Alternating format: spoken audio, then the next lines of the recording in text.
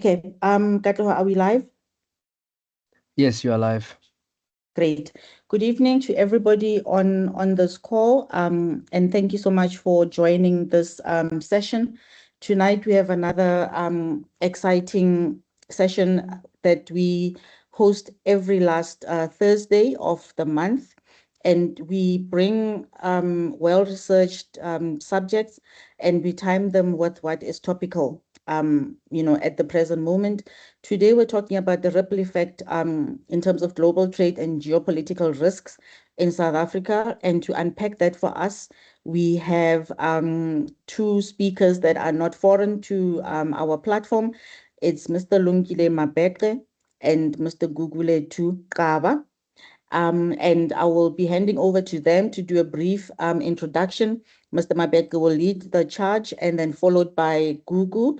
And then we will then give you time from about 7:10 for question and answers. So please have your questions ready and you can put them in the chat as well. Team, just make sure that when we get to the Q&A session, we are ready to read the questions that we're receiving from the attendees. You're also welcome to unmute when the time comes, and let's try and make this as interactive as possible. So thank you so much, sir, for making time for us again, and for Gugu, for always being available when needed. And without further ado, I'm going to hand over to you, Mr. Mabete, to take us through your views in terms of this very important subject. Over to you, sir.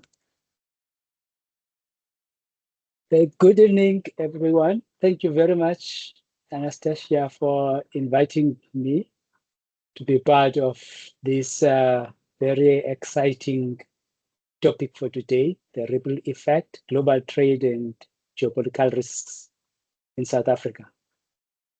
My name is Lungile Mabete. I'm an attorney who specializes in commercial and corporate law in the true sense. I deal with mergers and acquisitions. I deal with financing transactions. I deal with transport. I draft legislation. I've experience in drafting legislation for more than 5 government departments, provincial and national level, which includes both transport as well as economic related. Today, my presentation is going to be focusing mainly on the ripple effect of global trade and geopolitical risks in South Africa, specifically with internal focus. I'm not looking at what's happening globally. I'm looking at what does it mean for us in South Africa, where do we stand, and so on. Can we move on to the next slide, please? Okay, with my presentation, I have introduction, the state of national energy production and provision, energy challenges, transport modes implications, legal implications for South Africa, as well as options for future-proofing the economy. Next slide, please. Okay, the topic for this webinar is timely, based on ongoing uncertainties in global trade and the geopolitical risks that continue to present themselves. Initially, it was Venezuela that was attacked. That is basically an oil-rich country. And the next thing, it was Iran that affected global trade, supply chains, and South Africa included. So the uncertainties that the uncertainties in global trade and geopolitical risks that continue to present themselves affect South Africa in real time. We know this because we're paying far more now for petrol and diesel than we have paid in fact in our lifetimes. The focus for this presentation is local, South Africa, and the experience is at every home, business, and street. Two critical focus areas is energy and transport as we currently have it, because those influence the greater part of what happens to our pockets in our homes. What needs to be done to future-proof South Africa is my conclusion. Next slide, please. The state of energy production and provision. In South Africa, we have Saprinef that used to be owned by BP and Shell. That is now owned by Central Energy Fund, which is a state-owned company, but it's no longer a refinery. It was a refinery that produced about 35% of South Africa's fuel, but now it's just a terminal for import and distribution of fuel. This is a serious change that affects a lot, because when you deal with the refinery has a lot of products, and of course it produces it creates a lot of jobs as well. It doesn't just act as an exchange. So that's part of the challenges. Now it acts more as a terminal for import and distribution of fuel. If crude oil is stuck somewhere and we don't have it in the country, it means we have to import ready fuel for use. Secondly, we have Sasol that provides about 30% of the South Africa's fuel needs, including jet fuel, through its two facilities, which is Nitref, that is a refinery for crude oil in Sasolburg. And then there's Secunda Synfuels operations, that is synthetic fuels, that is coal to liquids. That is where some of our petrol comes from in Secunda. Sasol is also responsible for 61% of inland fuel. That explains why, for instance, Gauteng province is generally cheaper, has cheaper fuel compared to the Free State and other inland provinces, because we are really provided. And Sasol apparently is actively investing in co-processing of used cooking oil to produce renewable diesel. And then the last point is the SA strategic fuel reserves. Before 1994, South Africa was under, in fact, before 1990, South Africa was under sanctions. And as a result, the apartheid government developed huge strategic fuel reserves that were meant to last at least 90 days in the event there are any challenges. And unfortunately, incidents happened in South Africa that led to the situation where those reserves were sold for a dime. And apparently now we have less than 10 days fuel reserves, far below the 90-day international benchmark, which also is a target for our energy policy. Next slide, please.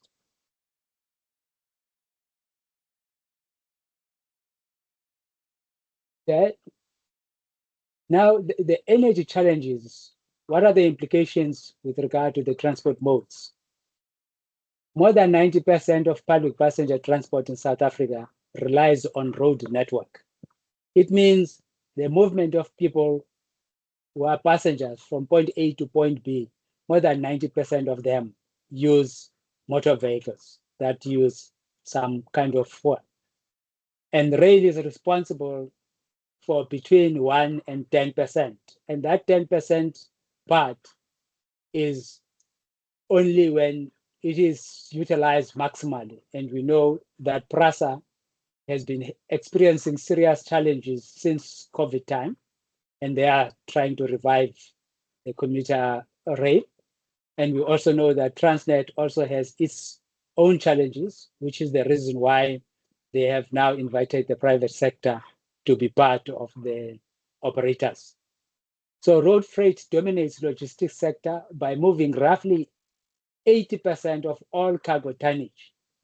So almost everything that we use as the public uses diesel or petrol to move from point A to point B. Those trucks that we see, those buses, and so on. Freight is distributed between 5 modes. There's road, there's rail, there's pipeline, and the pipeline is only responsible for fuel, which moves from the coast to Gauteng. And there's maritime, which is shipping. And of course, South Africa doesn't have its own flagged ships for commercial, as commercial. Those were sold many moons ago, post 1994.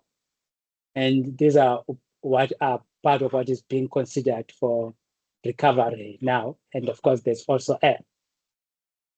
The implications for both passenger and goods transport is over 80% use majority crude-based fuel from outside South Africa.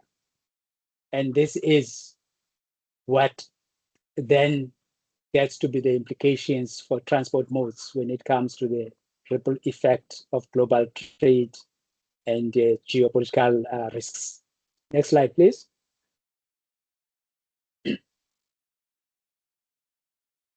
The legal implications for South Africa, as I indicated, I'm an attorney. I do my best to finish talk without making reference to law, but it's not easy. The legal implications for South Africa are very extensive, touching practically every aspect of life. The very high cost of fuel and potential shortage affects both production and delivery of what is needed daily, and therefore may initiate renegotiations, not only of supply chain agreements, but employment contracts. And this arises out of the delays. If there are 20 people that are employed in a place that is meant to be receiving certain goods, and those goods are delayed because there are challenges in the supply chain, then the employer is forced either to make the employees to work shorter hours or downsize until the situation changes. So this is just a typical example of the implications at a very practical level. And there's also the process that has been started through Transnet Rail Infrastructure Manager, it's called TRIM in short, to accommodate private sector as cargo rail operators that needs to be extended to passenger rail, inclusive of light rail. What does that mean? It means at the moment, TRIM is in the process of appointing private operators to operate their private trains on the Transnet rail network and carry cargo to different places like Transnet is doing. And that on its own, in fact, the last time I checked, I think there was about 11 of those operators that have been appointed. And the implications that those would obviously reduce that freight percentage that I referred to, 80%, that is reliant on road network. That will be reduced or should be reduced by the coming into effect of these operations that are said to be within 1 to 3 years. But at the same time, PRASA is also responsible for the passenger rail, and it needs also to start a process that will encourage the public to use passenger rail instead of just taxis and buses. And when I make reference to inclusive light rail, other countries have monorail that is equivalent to buses, smaller trains, move fast, and they are also able to move even in developed areas because they don't cause a lot of vibration. But at the same time, they don't use the energy that we are talking about here. So these are some of the legal implications that are arising out of the process now that we are facing. It requires government to move with speed. Draft National Rail Master Plan is out for comments, and it envisions freight and commuter rail being the backbone of SA transport needs, and it needs to be implemented and supported by appropriate legislation, because it's not enough. In fact, South Africa is a country of plans and policies, but coming to legislation, sometimes it takes very long just to deal with legislation. In fact, as I indicated, I'm a legislation drafter. We took many years from 2013 up to 2024 to get amendment to the National Land Transport Act that deals with public transport. Next slide, please. And as part of the legal implications is public procurement laws that need to accommodate faster procurement processes, etc. And these public procurement laws, there's a new act called Public Procurement Act of 2024. And with this act, there are regulations that were published in April, and comments are closing soon on the draft public procurement regulations of 2026. Perhaps this would influence, what has happened with Iran and other geopolitical events will influence how these regulations are structured to ensure that at least there's a faster process of procuring compared to the process of the Public Finance Management Act and the Municipal Finance Management Act that has been used thus far for procurement by government. There's also the revision of the triple P regulations, public-private procurement regulations that are being reviewed. I have a colleague who has been dealing with that on behalf of the National Treasury, and perhaps also these need to be looked at now in the light of these new experiences. Policy and legislation that encourages alternative energy vehicles also need to be considered without delay. Currently, it is far more expensive to import electric vehicles compared to internal combustion engines due to tax regime. If you import an electric car, if you check the prices now, the electric cars are very expensive. In fact, the cheapest I've seen in the country is about 500,000 rand. Small car that is supposed to cost 250, it's about 500,000 because of the tax regime, the taxing that the country is basically imposing on those vehicles when they are brought into the country. So this needs to change. SA also needs to make it mandatory to mix renewable biofuels like ethanol and biodiesel into conventional petrol and diesel, not only to reduce greenhouse gas emissions, which is good for our climate change legislation, but also to increase the energy security, which basically would mean that there's more out of whatever we import, we are able to add something. There are additional millions of liters arising out of green energy products.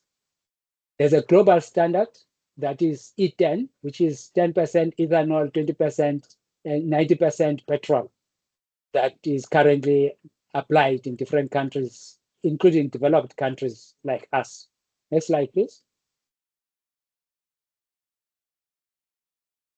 What are the options to future-proof the South African economy? The options include a multi-pronged approach that is necessary, which build more refining capacity whilst diversifying sourcing to mitigate geopolitical risks. Get oil from Africa. We have oil in Angola. We have oil in Nigeria and in other parts of the continent. We have, of course, there's oil in the Middle East, but there's also oil in Canada and other parts of the world. Get oil from all over, so that if there's a problem somewhere, at least you have a foot inside somewhere else. You are not going to start from the beginning. Build at least 90-day strategic fuel reserves, and this can be done both by government as well as the private sector. And in fact, the current facilities that were responsible for those strategic fuel reserves are still available. Encourage alternative energy, road transport through policy and legislation. You know, Europe has been encouraging the movement towards electric cars and hybrids. And this is part of what needs to happen in South Africa as well, to reduce the fuel consumption and the energy consumption. Build rail capacity and encourage use through proper planning and convenience for users.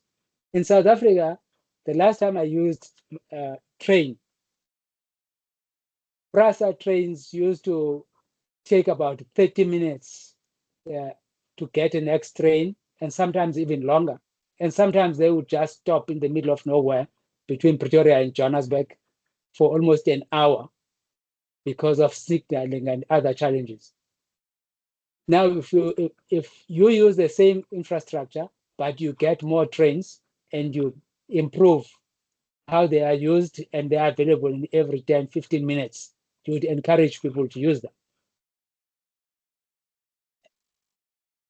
And then legislate alternative energy, inclusive of gas, electric, etc., so that we are able to get beyond a situation where we rely almost solely on the energy that gets imported.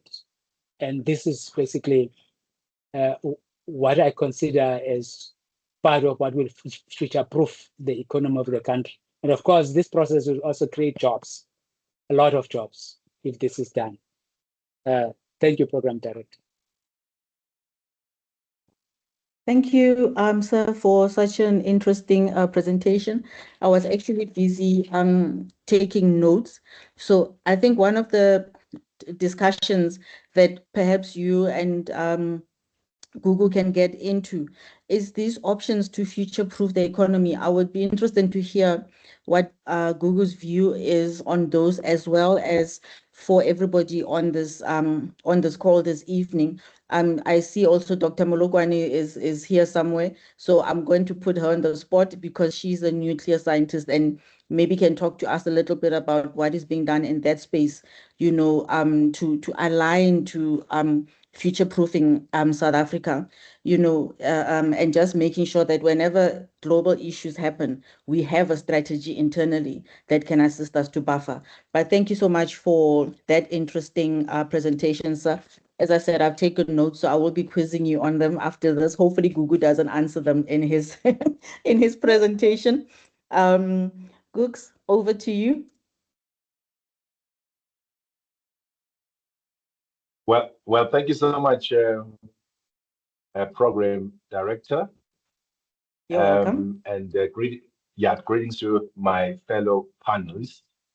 And thank you so much, Datima Beck. It's good to meet you once again, and to everybody.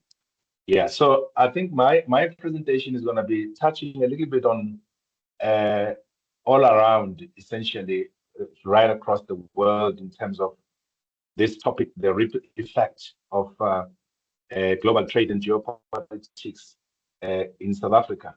So if we can just quickly move to the first slide. Right, so yeah, so firstly, in the introduction about myself, Gugulethu Xaba obviously is my name. I'm the economic development strategist. I see that you didn't get the very last presentation I sent, but it's fine, we can work with this one. There's a very, very last presentation I sent. But in any case, The content is the same, just to shape it up here and there. I deal in the space of economic development across the country. I work very mainly with enterprises, SMEs in rural areas, in townships. I've been in this space for the past 20 plus years, helping entrepreneurs access markets, local and abroad, and access funding as well. So that my sort of presentation today, just as a way of an executive summary, is looking at the core challenges that South Africa is facing in a very delicate world, and geopolitical volatility, obviously touching a bit on the diplomatic friction as well as the domestic strength. And I'm very happy that Mr. Mabek has already covered quite a bit around the domestic related matters. If we can move to the next slide, please.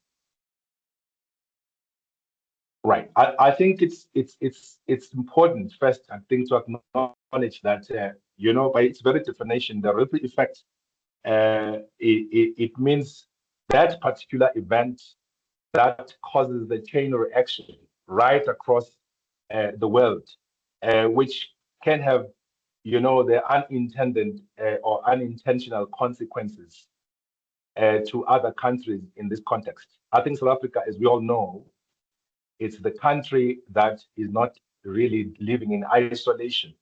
It's a country in a globalized world. It's a country that gets affected by a whole lot of things, including the external shocks that happen elsewhere, which ends up affecting us. I mean, this is our real lived experience right now when it comes to this Middle East crisis and the vulnerability that our country has had to find itself because of the global conflict, which we are aware of, the US-Iran-Israel war. I mean, yesterday night I was just watching Iran responding and almost, to a point where you can see that this is not going to come to an end pretty soon, if at all. It's still going to be a drag. Maybe they may not go out there fighting full-scale war like it's been happening a month or so ago, but that very same rhetoric, which continues all across every time between these superpowers, just demonstrate to us that it is still really going to be very tough for many countries, including our own country. And there's obviously shipping disruption, which we have seen, the very popular Strait of Hormuz phenomenon, where we now see that that disruption has caused so much, but it is a huge advantage for South Africa, as we now see that the ships are being rerouted via the old routes, your Cape of Good Hope, your Durban port, and the port strains that I think these, sort of like points of our economy have been experiencing Durban and Cape Town. Really, it highlights that infrastructure backlog in the midst of this Middle Eastern crisis, as well as obviously economic shocks, where supply chain delays and the volatile global oil prices, as Mr. Mabek was already taking us through that. Move to the next slide, please.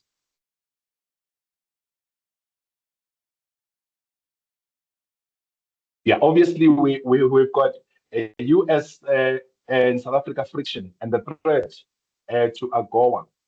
The AGOA, obviously, for those that may want to or maybe don't understand what it is, it's an African Growth Opportunity Act, which is the act that was passed. I think it was during Bill Clinton's years in America, where a lot of our goods, get into America duty free. This is in itself one of the threats that has really caused our economy to really have some challenges, in the sense that the US, as we are aware, is really playing on this political rhetoric of President Trump, believing the organizations like AfriForum on the Afrikaners being Afrikaners of people of our country being targeted. And this is again an accusation which is no small feat, because it really does have a large scale impact to our goods that go to America. That includes your vehicle, as well as in the main your vegetables, your agricultural produce, your fruits. The diplomatic fallout, this is highly publicized, allegations that severely strain our bilaterals with Washington, and obviously putting trade at risk regarding the AGOA, as I've already mentioned, as well as the economic impact, which means losing duty-free US market access really will devastate our agricultural economy, as I've already mentioned.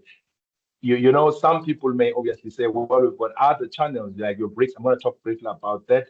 But fact of the matter is the US economy is still a very big economy, and all countries across the world, you know, would still want to sell to the United States of America, and you cannot simply wish them away because they are still the dominant big economy globally. Then move to the next one.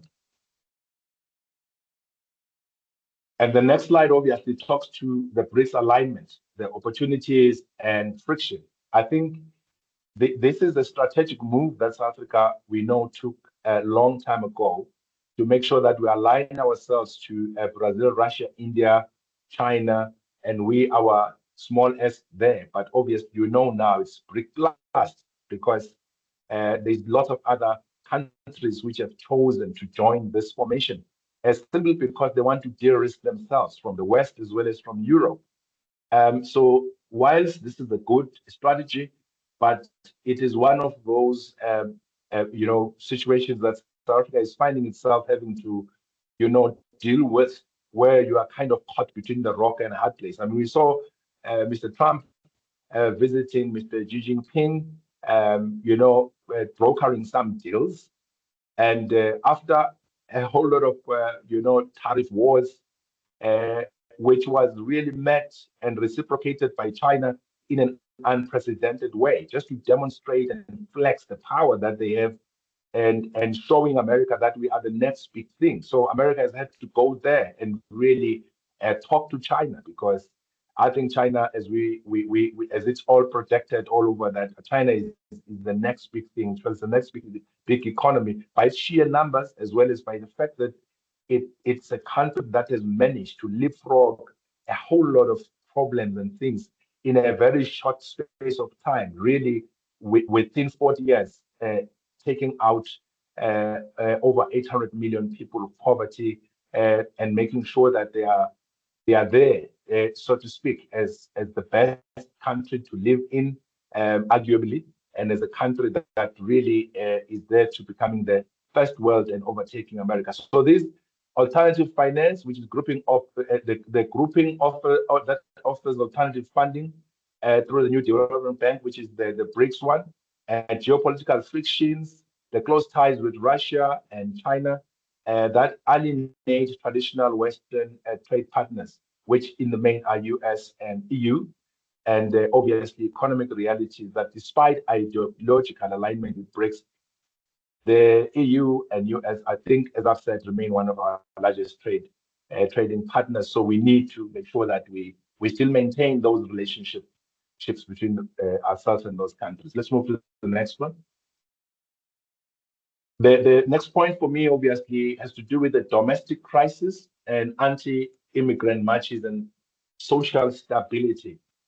I think we can't rule this out of this discussion, as we're talking about things that ends up affecting our country in many ways. There's internal unrest currently, as we know, the widespread public marches and protests against illegal immigration that escalates across the country.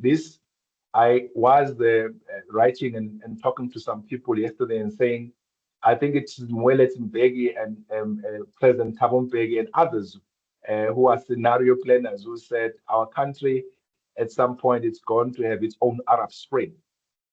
We may just look at this and as being the illegal foreign-based issue, but it is spreading like wildfire right across the country, which really once again poses a threat in terms of our economic stability, as well as you know, the country's way of doing business. That it's no longer just going to be normal way of doing business, because here you're not just talking about illegal foreign nationals, but you're talking about the employers who employ a lot of illegal foreign nationals who are ultimately going to end up being affected because they will have to shape shift things and change their strategies in terms of how they're employing, because they've been used to that very quote-unquote illegal way of doing business. Socioeconomic triggers, high unemployment and strained public services that fuel deep-seated populist and what other people regard as xenophobic sentiments. And the economic disruption, by the way, which is not a South African-based phenomenon. These challenges of protests, even countries that have received, there are people like Ghana, they are themselves involved in this because they are feeling constrained in their economic space, and they're chasing away Nigerians just like Nigerians chased away Ghanaians in the 1970s. And Europe is facing the same thing. There are protests in Britain. And you can see that these are issues which really aren't just uniquely South African, but they are global because of immigration situation and policies. The economic disruption is upset civil unrest, and the global perception, the visible internal instability that deters foreign direct investment and damages the country's tourism brand. It does, unfortunately, have that particular effect. So let's move to the next slide. The next slide obviously talks to the global commitments, because we, as South Africa, are part of the globalized world in terms of even the commitments, signing up to these prescripts, your World Trade Organizations and rules-based trade, that on the multilateral front, South Africa remains committed and a committed signatory to the WTO. And on trade protection, WTO rules offer legal protection against arbitrary Western sanctions or tariffs, policy constraints. International trade treaties limit the government's ability to implement highly protectionist laws, local laws. I think there was a debate and argument at some point that did we not sign up too quickly as soon as we got our democracy to these international treaties, because we therefore get constrained when we need to be implementing some of our laws that should really help us as an emerging economy. Because as much as we may be looked upon as this great economy in Africa, but we still have features of third world and as well as first world, which makes us an emerging economy. However, there's lots of work that still needs to be done at the level of uplifting lots of people with the unemployment that is really acidic, which we all know about in South Africa. And that's a strategic dilemma that our country has to navigate in this environment of the global trade. Let's move to the second of that last. And on matters of continental leadership and Pan-African influence, South Africa is obviously still regarded as the economic engine, and it's supposed to be leading when it comes to the AfCFTA and the regional integration, and our country still acts as the primary economic gateway in the Southern African region, and there's diplomatic backlash, which has to do with anti-migrant protests that triggers diplomatic friction. We have seen other countries' responses, especially in Africa, as we talk about the continental leadership that we hold as a country. And the leadership is strained as a result, because, leaders have to, sharing diplomacy at the same time, having to face the real issues that people are really putting forth as complaints. Yesterday I actually read that Morocco just overtook South Africa as Africa's leading industrial economy, which is very, very interesting. And that is not based on anything but intentionality of the country called Morocco to say, for the past years, it's sought to really establish its industrial base, which unfortunately is against us as South Africa as having been a leading economy in terms of being a highly industrialized economy in Africa. The next slide, please. Right, and then the legacy of peace brokerage versus modern realities. I think our historical prestige is the fact that from Madiba's days, we are known to be a moral superpower and a premier peace broker.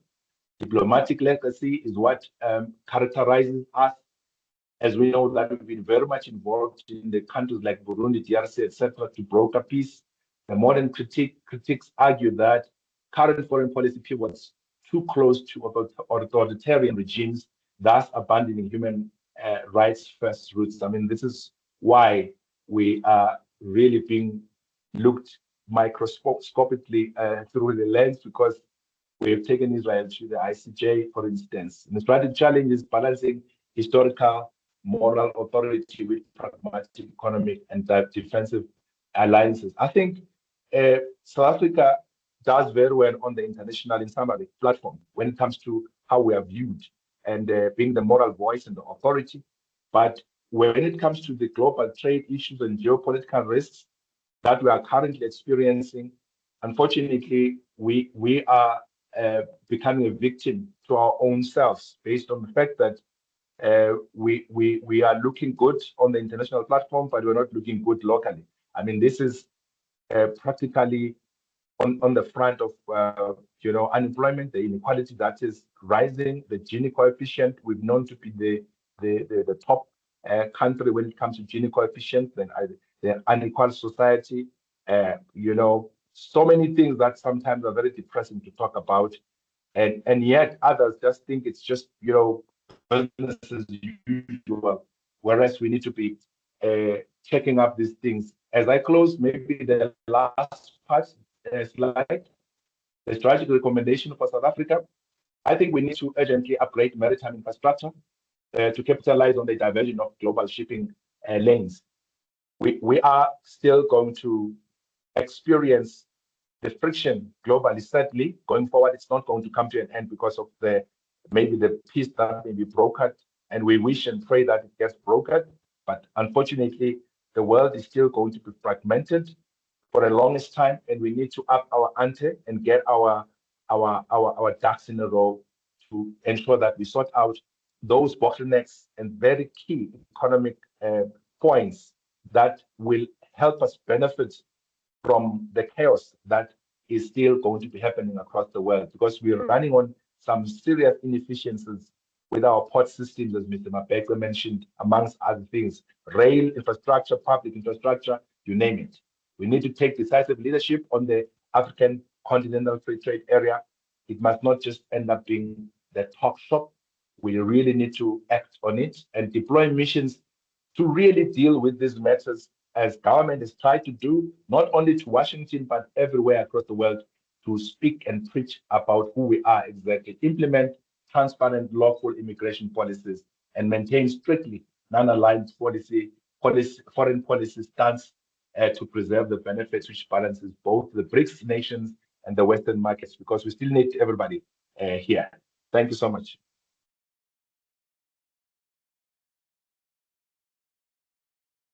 Thank you so much, Gugu, for this insightful presentation. So I'm looking at your strategic recommendations, as well as those that Mr. Mabete, had actually put up. And I'm asking myself the question, how do we get these recommendations, highlighted in such a way that they actually would form part of solutions that people are considering? Because if you look at what you are proposing and what Mr. Mabeke is proposing, I would think that these would be part of some form of a dialogue, not the dialogue that was advertised for UNISA, but some form of a dialogue where these issues can be discussed by decision makers, but not just decision makers, people who actually will implement these, right?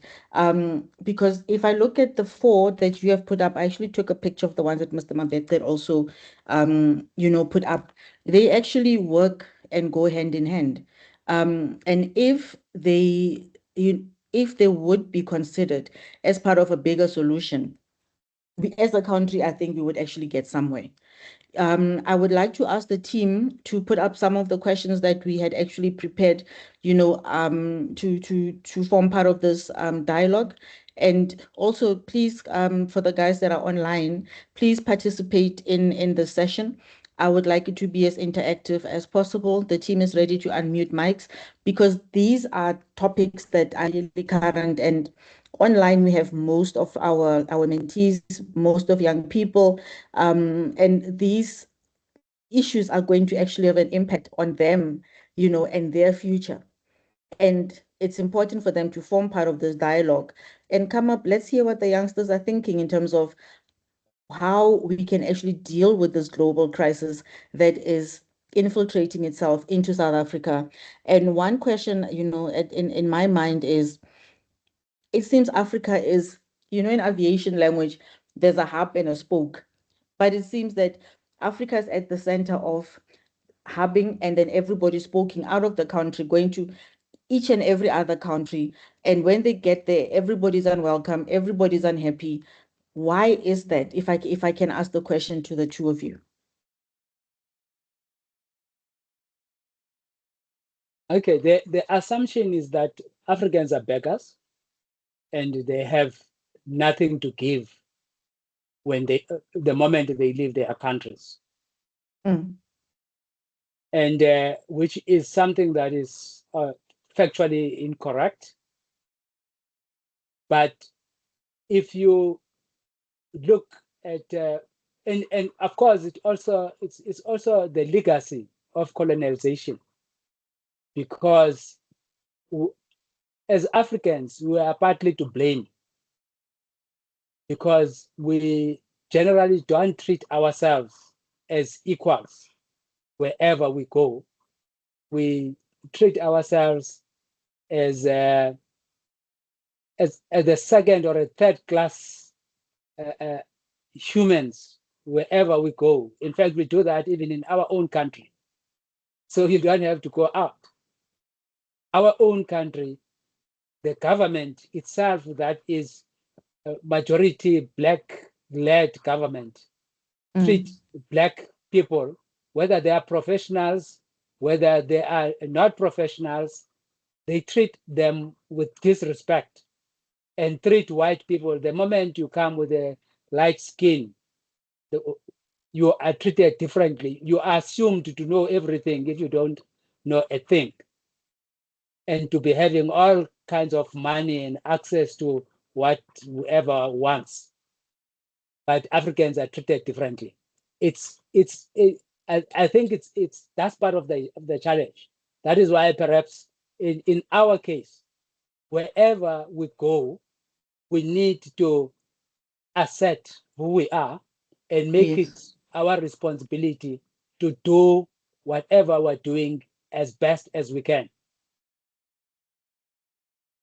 That is such an important and such an interesting view, sir, because you raise something that, if when you travel and you travel out of the country, and you say travel to Europe, like even when I think Europeans interact with you, it's almost like they need to hear you say something before they can say, okay, where do we put this particular African? And it's really an observation that normally startles me. And when you appear as more refined, or I don't know, like it always just baffles me. Because it's almost like Africa is a country and it's not a continent. But you're right, it's how we present ourselves that actually puts us on a back foot. Yeah, That is such if an I may just important weigh, point. if I Yeah. may just weigh in on that, I think we have Mr. Mapeka is very correct. But just to extend that point, last year I was in France. Yeah. Just on the basis that South Africa took one particular country to the International Court of Justice. Mm. I heard, I was having this amazing time where the Europeans were, as soon as they knew that I come from South Africa, they were congratulating me without knowing me, that thanks for doing what we want to do, but we can't do. You see, what represents us on the world stage, for instance, is leadership. Yeah.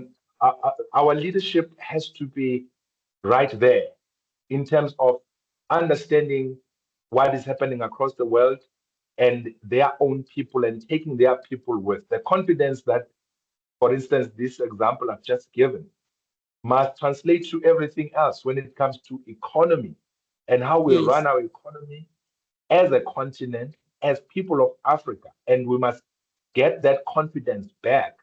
But that confidence is fueled by a number of factors, amongst which is leadership, amongst which is how we are exploiting and Yes. exploring our sort of like economies to an extent that we can't just have people flock to Europe to get greener pastures, people must love to stay in their homes, which is Yes. our countries. Yeah. Yes. But then Google, it also then begs the question, because I mean, I actually wrote the question, what is the root cause? And Mr. Mabeka preempted me when you mentioned one of the root causes, which could be, colonization. Yeah. That it's almost like the grass is greener where, where our colonizers come from, instead of us fixing what we have. And I mean, I see Botswana is doing a lot of work, to bring back that element of pride. Even what is this thing? Not sending out their diamonds for, what is that process against Beneficiation. for Yeah. beneficiation. So I think it takes that one world leader to say, what, enough is enough. So that I think the Botswana are probably going to lead us in terms of, walking tall in all of these other, in all of these other countries. So we need to study when people actually love where they are, and they're proud to be a citizen of that country. What is the magic? I mean, there's so much good happening in South Africa, but I think, as Sir said, we are a country of laws, where we are good. We are good at writing. I think at some point we were leading. The issue here is the implementation, and it starts with leadership. It really starts with leadership. I think Dr. Molokwane is back on the call. I know she does a lot of work in the forefront, advising on I think, the green space, the economy. Doc, if you just want to share your views on this discussion that we're having. Good evening, everyone. It's good to be back again. Hey, Dr. P. Hi, Mr. Mabeka. It's good to see you again. Good to see you, Doug. Thank you. Let me start by commenting on the work that we have done in the presidency in the National Planning Commission, looking at how South Africa has benefited from all the treaties and all the hosting of so many everything. And the long and short of it is that we're going to have an advisor on that. I'll probably be able to share some time. The long and short of it is that we have not really maximized on that. And the sad part of it is that it has not just restricted us in doing what we want to do, but it has also cost us money as a nation. And I sometimes say to the people that I talk to and colleagues, I'm not sure why do we always find the pressure to sign on to things that at times we don't even understand. We are signatories to the Hague, the Rome Statute, and the big powers in this world are not. And we wake up some years later and we feel like, because we were kind of forced, almost forced to extradite President al-Bashir, and we all of a sudden find our senses and we say we want to get out of it. Is it not something that really, or some things that we really need to think long and hard about as a country before we append our signatures to some of the things? It's really a gloomy picture to see, as I think for now it is a very critical conversation to have, because probably only now we are starting to see this, because our fiscal is not as big as it used to be. So every cent matters. But I think we are pretty much late, but I guess it's lessons learned. Yeah, I fully agree. I don't know if you want to come in there, Google or Mr. Mabeka. Okay, let me quickly come in. You see, many years back, I happened to have interaction with people who were representing South Africa in some of these negotiations internationally. And one of the points that used to come up, in fact, this came out from two different people, and I'm not going to mention their names, And their sense was that South Africa does not appreciate the value of proper representation during negotiations. That these big countries like your US, your China, and them, they have airplane loads of experts in various aspects when they go to negotiate. And as South Africa, we send one or two people who may have knowledge in one aspect, but not in the rest of the stuff, and without necessarily even properly considering the implications of whatever that is being proposed. And whilst those countries, after they have negotiated whatever they have negotiated, when they are supposed to sign, where they sign, they practically sign a small fraction of what they negotiated. And they were actually negotiating for others, not for them. Hence, they are not signatories to very important statutes, including the Rome Statute. So we really need to take it from there. Otherwise, if we don't put our best minds to the processes of bringing up into existence these international treaties, we are going to sign whatever we're presented. Just because we want to align once we are messing up the country. Thank you. Thank you, maybe Gooks. just to weigh in there very quickly. I think, we are a country with a very good international, infrastructure architecture of what we can utilize for our advancement.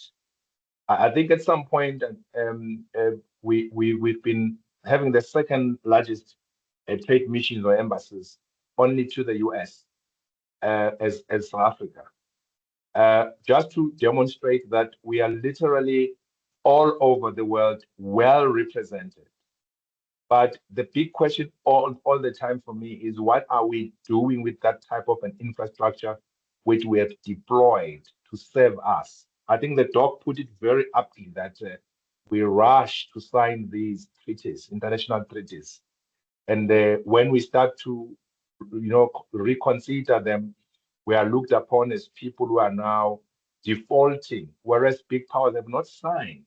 So I think we need to really start to re-examine ourselves as a country and be very pointed into which direction we want to take this country to before it's too late, because we are fast losing the leadership role in the continent that we've been known to be as a gateway to Africa with all the good infrastructure, whether it's legal, financial, ICT, or infrastructure, physical infrastructure. But we seem to be drifting back, and that's my 2 cents worth of contribution.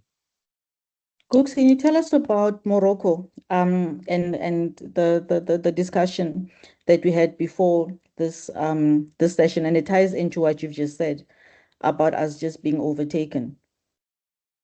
Yeah, it was based on the article. I can share this with the team as well. That Morocco has now overtaken South Africa in terms of being the leading industrial economy. You'd remember that South Africa is a highly industrialized country in the continent. Yeah. Which means we really have been leading that role, even though we've been deindustrializing, because that's a fact of our economy, but we still held that role of being the highly industrialized economy and etc. So, but Morocco has since overtaken us because the king and everybody there, they really have the strategy of saying, how do they exploit and explore their economy, add value to their economy, which is what I think is a serious challenge that we are faced with in South Africa, where we are not really decisive enough to add value to all. I mean, you look at the trucks that go to Richards Bay, they clog the roads. They are almost 5 kilometers, taking all our ore, whether it's manganese or anything, just out the country. And for me, that's where we lose jobs because we export those jobs to other countries. Again, it comes down to what? The leadership that we have in the country. Well, are they really interested in developing the country, or it's just, warming chairs there as big leaders, and they get people to clap hands for them, but they're not responsible for growing this economy. Yeah, no, that is very important what you've just said, Gugu, that the kind of leadership that we have should really be focusing on economics and really growing our GDP.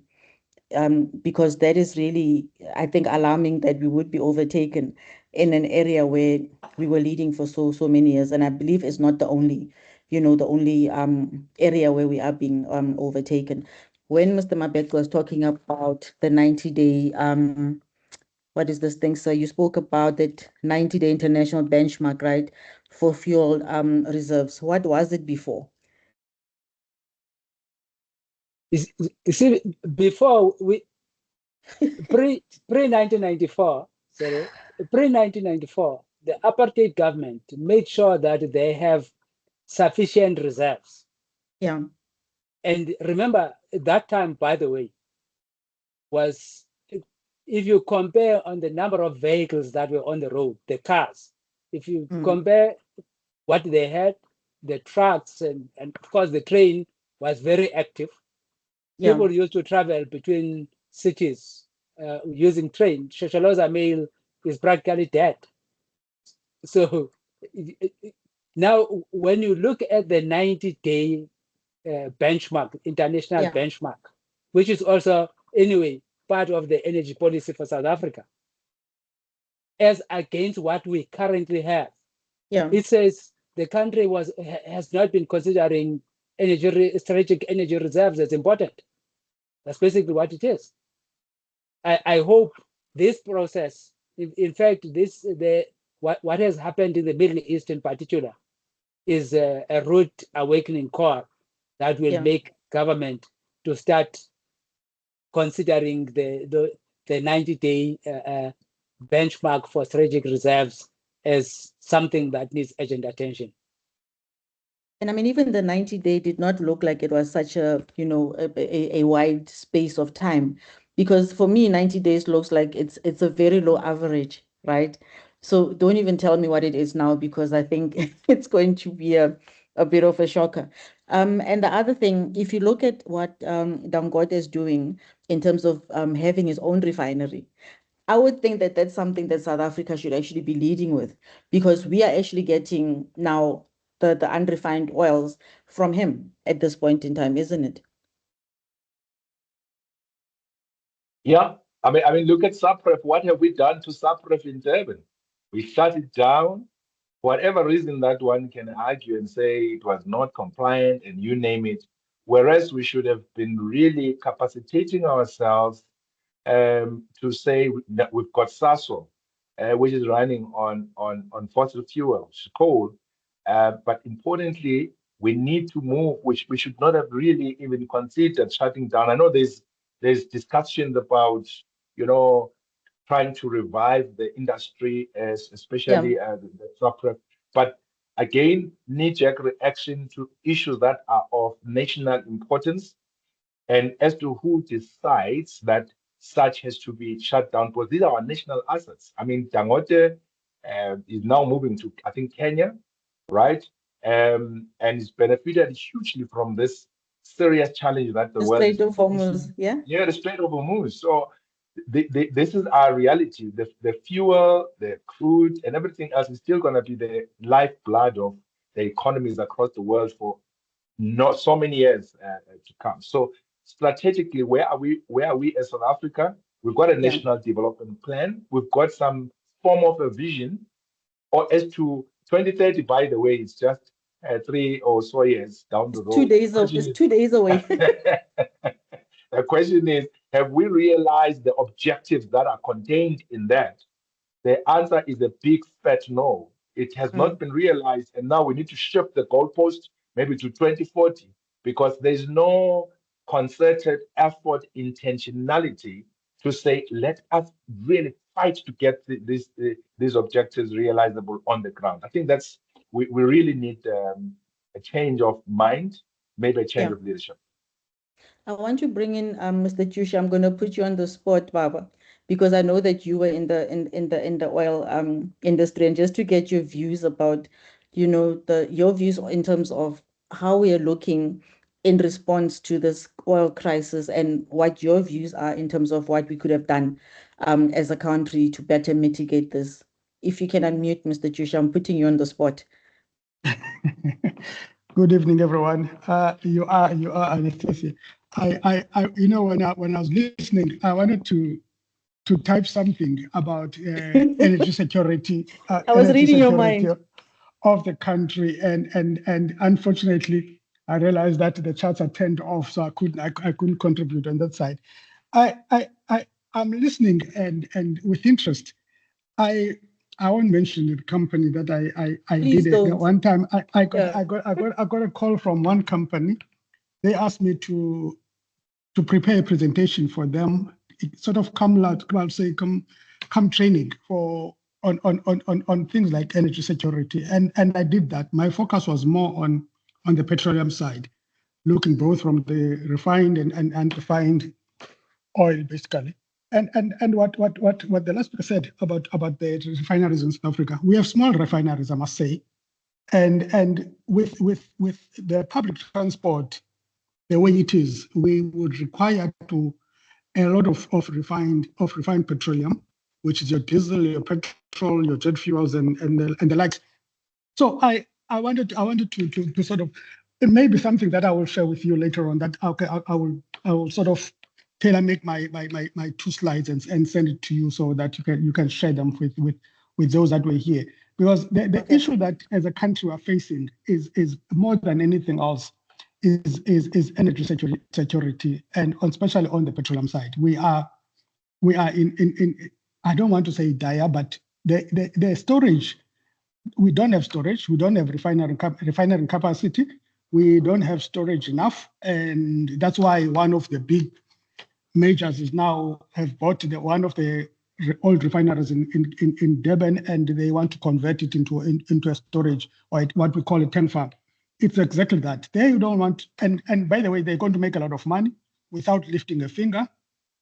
Tank farms are easy to operate. You don't need as many people as you would want if you have a refinery. So those are kind of things that we need to consider in what we have as a country, especially during for the period where we have so much youth, or so many of our youth unemployed. That's the only way that we could. And I would also want to have beneficiation of coal as part of that. Look at that, and look at as I said, look at petroleum as also look at a bigger refinery. What Dangote has done is build a refinery that can supply the whole of Africa. And where are we standing as South Africa? We have no employment. What we're going to do is we're going to import refined petroleum, and that's it. Goes into storage, and out of that into a tanker and into a service station. You won't have enough people employed if you do that. Let me stop there. Thank you. Thank you so much for those insights. Mr. Mabete or Gooks, do you want to maybe respond to what Mr. Chusha said?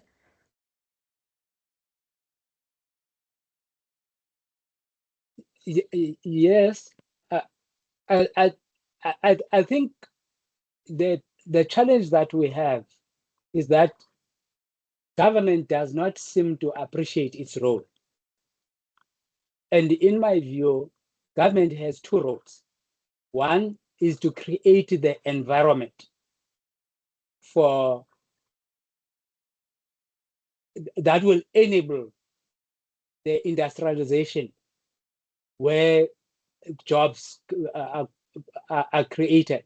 In this case, if one thinks of what comes out of crude oil, frankly, everything that we use, not just fuel, not just oil, not just grease, there's different kinds of paints, there's even panels that the cars that we drive, the tires, you have the whole host of things, even plastic itself.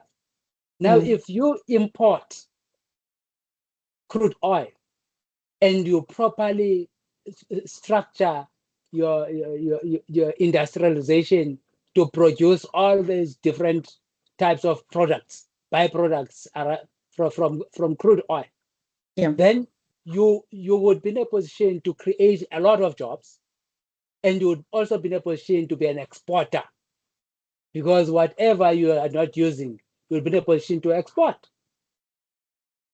And these are critical. This is critical. And of course, we also have other opportunities, because the other opportunities is what arises out of green energy. Green And energy, yes, and that green energy, I mentioned the mandatory mixing of diesel and petrol with ethanol in other countries, so to address the issue of the emissions. In South Africa, as of course some of you know, that in South Africa we are one. In fact, we're the country with the most commercial forests, as an example. Mm. And those commercial forests waste about 60% of the trees that are planted just as waste, which could easily be used. In other countries, that is used for green energy. they repurpose it. Yes, it get repurposed for biodiesel and other products. Even the biodegradable plastic comes out of the same products if you go to the Nordic countries and other places. And now we have those opportunities. The raw material is there, but we are not using it. And this would also reduce, of course, the importation of crude oil. Yeah. Yes. Thank you. Thank you so much. I want to take a few questions in the chat. We have a question from Rorishang. She's saying, good evening, thank you for the insightful session. South Africa often faces criticism regarding logistics, bottlenecks, and infrastructure inefficiencies. Do you believe projects like the Gautrain should be expanded or integrated into freight and economic corridors to support trade growth and investor confidence? Anyone can take this. Definitely, yes. It needs to be integrated. I mean, the expansion of Gautrain, I know now it's been handed over to government. I think whoever came with that concept was very good. And I think even though I'm worried about the cost, because sometimes it's kind of too expensive. But if it really gets to be widened and to go over, even that the speed trains that we've been talking about without implementing, we need that public infrastructure to really be enhanced and quite quickly. Thank you so much, sir. Okay, I have a different view. Yeah, my view is that Gautrain should not be expanded, especially as in the manner that it is planned. You know, Gautrain could be used as a base for intercity travel. You know, if it's used for intercity travel, being used for a medium speed train between cities like Polokwane, Durban, East London, Cape Town, and so on, I'm fine with it. And it can be done, and it would be cheaper if it's done that way. But the way it is planned, where it is currently planned for expansion. In fact, PRASA should be doing that. The current PRASA trains, they have a maximum speed of 120. That's what they are licensed for. But they can move up to 140. But the speed of Gautrain, it's capped at 160. The distance for the people that it is meant to serve, it won't be in a position to reach that speed. And the cost, when you compare the cost of deploying the wide gauge that Gautrain has, that is in terms of the rail infrastructure that it has, and the cost of deploying it is extremely expensive, and it is very expensive to use, which is why it is underperforming as we speak. Gauteng government and the national government are subsidizing it practically every day because of the arrangement that was made with the Bobera Consortia. And when it's taken over by government and it's implemented as taken over by government, it will basically suffer the same fate as the airlines that were owned by government that we no longer have. So it should be realistic. In fact, we should be promoting the PRASA type proper commuter rail that uses standard gauge, because the rail is already there and the technology to deploy more is cheaper, does not need international companies, and it creates jobs, because those PRASA trains are being made in Niger, as opposed to importing them from somewhere and not creating those jobs. So practically, there are a lot of disadvantages that come with Gautrain expansion, especially when it is being done as the current plans. Thank you. Thank you so much, sir. Then there's a comment here by Dr. Molokwane saying, we are being incentivized for closing our coal-fired plants, whereas Europe and China is building more, and we are shipping out tons of our coal instead of finding cleaner way of utilizing our coal reserves. We should be here for a few centuries. Do you want to maybe weigh in on that? And if Dr. Molokwane wants to maybe expand on this so we can just engage on this. I know we are running out of time. We've got 11 minutes, but I think we can, this is a very important discussion, and it really impacts the economy directly. So, Doctor, if you want to maybe engage the two gentlemen so we can just have a debate on this one, because this is something that is happening at the present moment. So I'm so for the environment, and I do believe that there's climate change and global warming. But I also, as a scientist, believe and I know that there are alternative ways of utilizing our coal rather than shipping it out. I mean, Richards Bay is a typical example. And I hope we can learn from what has happened with Europe and other countries, because when Russia closed off and shut them off Russia's gas, they felt the heat. We really don't want to be in a situation where when we can't have gas, which is a possibility that there will be shortage of gas, not in a long time to come, and we then find ourselves or we get caught, we are caught napping because we did not maintain our coal infrastructure. We just need to find alternative ways of using our coal, because if we don't also do that, we're doing away with a lot of jobs. And if there's one country that needs jobs, it is South Africa. And a whole lot of jobs have been created by the coal industry. And it's a resource that we have already as a country, and it's there to stay. Thank you. Thanks, Doc. Brooks, your views?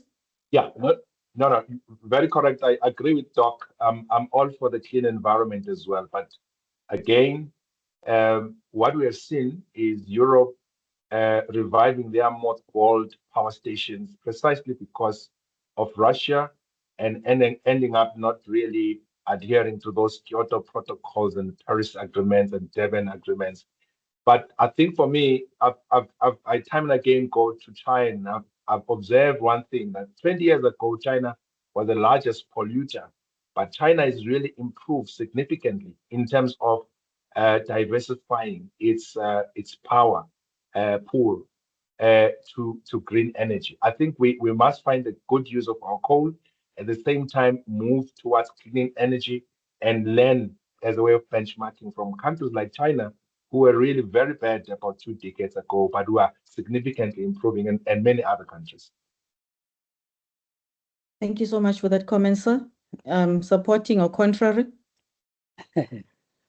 Yeah, I am supporting, and I I think what is the balance is what is important. And in fact, what's happening with the closing down of the coal power stations and use of coal is exactly what Doc mentioned earlier on about the international treaties. We sign the treaties, we find ourselves doing things that we do not like because we signed.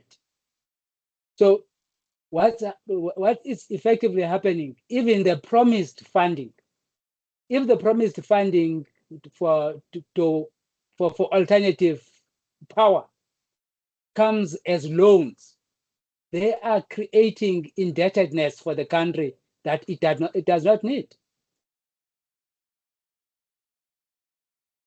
Is it? So we really need to apply our minds in the real stuff and look at the alternatives and also look at how best we can use that coal without necessarily being the biggest polluter. And that can be done. There are mitigators. In fact, there are technologies already that are mitigators for air pollution. And perhaps these are some of the things that we should consider as requirements. Yeah. Okay. No, that I think this discussion has actually been so important. I actually wanted to ask something about the green economy, but I see we're really running out of time. And looking and just trying to tie everything up, you know, what you have been saying when you spoke about, you know, the rail master plan and GOKS coming in terms of looking at international and local dilemmas and how everything is just fitting in. And for me, one thing is standing out what Gugu was talking about in terms of, you know, the Arab Spring that we might be facing. And in my view, I think COVID as the last question that the team had put together, I think COVID was that accelerator that pushed us. And then now with this war in the Middle East, you know, it's just like we're moving from one tsunami and then just when we're recovering, it's throwing us. But in the wake of everything, it's creating now other levels of issues that are surfacing. I just want to get your view in that sense as we wrap up in the last 5 minutes. It's like it's dredging, like, you know, when something dredges, it's like everything that's coming out from, you know, the tsunami, and then there's debris floating. So all of these things that are happening now, like I think it's just the debris from COVID-19 and the fallout from the Strait of Hormuz. It's creating a lot of bubbling. Like, you know, it's like people are now realizing America, you know, cannot save us. It cut us off with the sanctions, with, you know, us now having to look, NPOs having to scuttle for money. I just think COVID was just the beginning of a change that is propelling us. I don't even want to touch AI. So, but I just want to get your views in terms of moving from that one crisis to this. It's dredging up so much. And how do we deal with it? Because we were never ready for this. Nobody was ready. Yeah, if I may just come in before Mr. Mapete, you are very right. I think we have got a new virus now. Remember that one, a couple of patients were dumped into our country for whatever reason. Yeah, We Hunter don't or know something. we don't know how really far that is going to go. But I mean, the scientists and all the people who are educated in this space have always been telling us that there's going to be new strains of viruses coming. And that's why I said, even with the instability that has shaken the whole world and caused this ripple effect so as to impact us as a country, it's not going to end. And it's going to be a strategic viewpoint we take as a sovereign country to say, how do we protect ourselves and future proof this economy, Exactly. which is very fragile at the moment with a whole lot of young people who are out there unemployed, and we keep unleashing them into the environment. Just a few quick points, because I think this is my Please last go passing ahead. short. Please go ahead. We must stop being an economic province of the Western countries. Where is our vehicles that we should be sort of like creating? We still, in other words, are in economic province of Germany and now China and all other countries who just dump their technology as if we don't have engineers and technologists and scientists and doctors who should be innovating and creating these new industries. We must reindustrialize very fast. So many of the, in that sort of industrial sites that are out there, which are not utilized, and yet we cry no employment. No Energy jobs, security, I especially think for the youth. yeah, for the youth. And my colleagues have covered very nicely the issue of energy security. I don't want to belabor the point. Very, very important. But lastly, and very important for me, is food security of our country. You know, a country that can't feed itself is doomed. Currently, we've got 100 farmers who are industrial farmers feeding 90% of the total food consumption in this country. 50,000 of the farmers spread across, they only provide the 10%. And for me, that is just not on with large tracts of land in provinces like the Eastern Cape in particular, beautiful tracts of land, Limpopo doing very reasonably very well, KwaZulu-Natal and many other provinces. We need food security, and young people must be part of that, and we have to work the land. And we must implement. There's so much policies that are sitting there collecting dust, but really not being implemented. Thank you so much, Cooks, for that wrap up. And maybe to encourage you, Mr. Chusha is a farmer, and he's based out of the Eastern Cape. I always follow him, follow his statuses. So somebody's doing something at least, to feed people. So, but thank you for that wrap up. I really appreciate it, sir. Yes, it's important for the country to push for self-sustainability. We know we are globally interconnected, but creating self-sustainability, it's you make people of the country to rely on themselves as much as possible. Starting with the cars that Gugu mentioned. Yeah. In fact, South Africa was the first country to have one of the most advanced electric cars, Jua, that was stopped just as it was about to be commercialized, with everything completed. And it had the longest range that is still competitive today. It had more than 300 kilometers per charge. This was before 2010. And that all that information is still there. It can still be commercialized. That's one. Number two, we have a number of car manufacturers in the country that are not supported by government. And one of them, that is one of my favorites, is called BRV, and it's based in the Free State. These guys provide buggies for the farmers. And in fact, Wow. they are also into electric vehicles now that are used in game drives.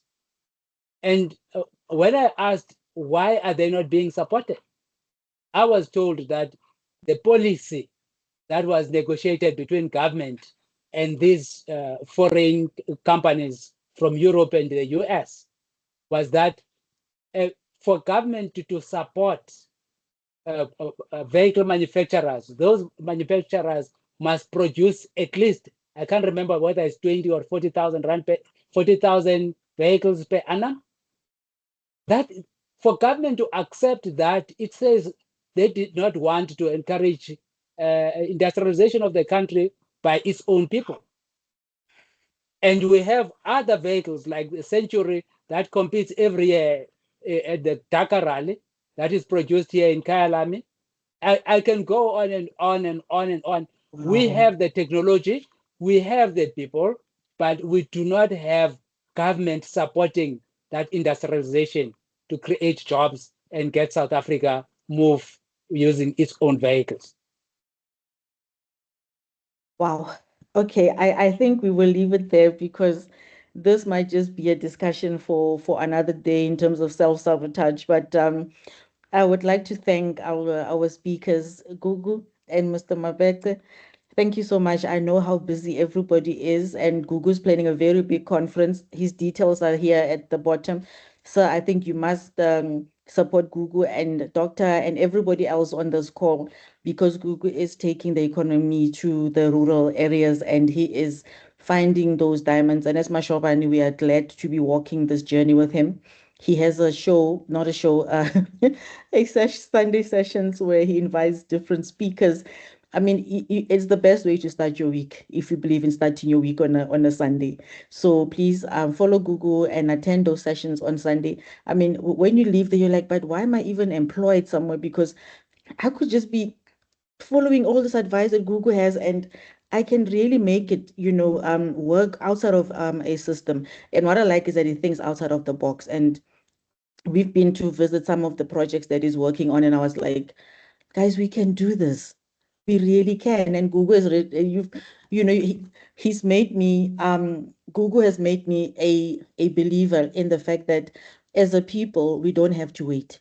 He is mining that rural economy. And as I said, I've just been left so inspired. So I think everybody here should really link up with Google, especially you, Mr. Jusha, because you've got so much in common with Google from a farming perspective and just having a heart for people. So you from a technical, Google, Mr. Mabeka's got a wealth of experience from research in terms of, how everything can work. And I just see a very beautiful collaboration here. And Dr. Molokwani, I actually wrote to Pat van der Lootrecht, who is, like she's an engineer in the green space, to say she really missed out, because I'm trying to create a community here of like-minded people that's not going to wait for government. Just based on this discussion. And I'm really so inspired that you are looking at the economy and you are questioning, and you've taught us so much. I mean, I took so many notes. I think I'll be watching this YouTube video, once we load it, because there is a lot. And for the youngsters, because there's a lot of youngsters here on the call, I think our entire mentorship team, mentees are here, because they're also encouraged to come and listen, and because unemployment impacts them. It really impacts them. This is their future on the line, and they need to connect with economists, and they need to connect with people who are forward-thinking futurists. And for the youngsters, thank you so much for not watching. I don't know what people watch, like series or whatever, and for actually being here and learning from this wealth, and drinking from this well. And it's up to you to take this forward. All these ideas that have been given in terms of industrialization and beneficiation, you are the ones that must take this forward. We cannot do it for you because we already said. And I'm giving you that challenge. So, sir, thank you so much. Google, thank you so much. Dr. Molokwani, I always brag about you that I know very smart people. Thank you for always having time, to give to us. It doesn't matter what it is, you're always here. And please take some of those messages back to the National Planning Commission to say there are people that you've met on this call that can actually make a contribution. And with that said, I want to thank my team and everybody here and say, be safe. And I'm really grateful. Thank you so much. Have a good evening. Thank you, you. everyone. Thank you so much. Thank you. Bye, everyone. Bye. Bye. Bye. Bye. Thank you.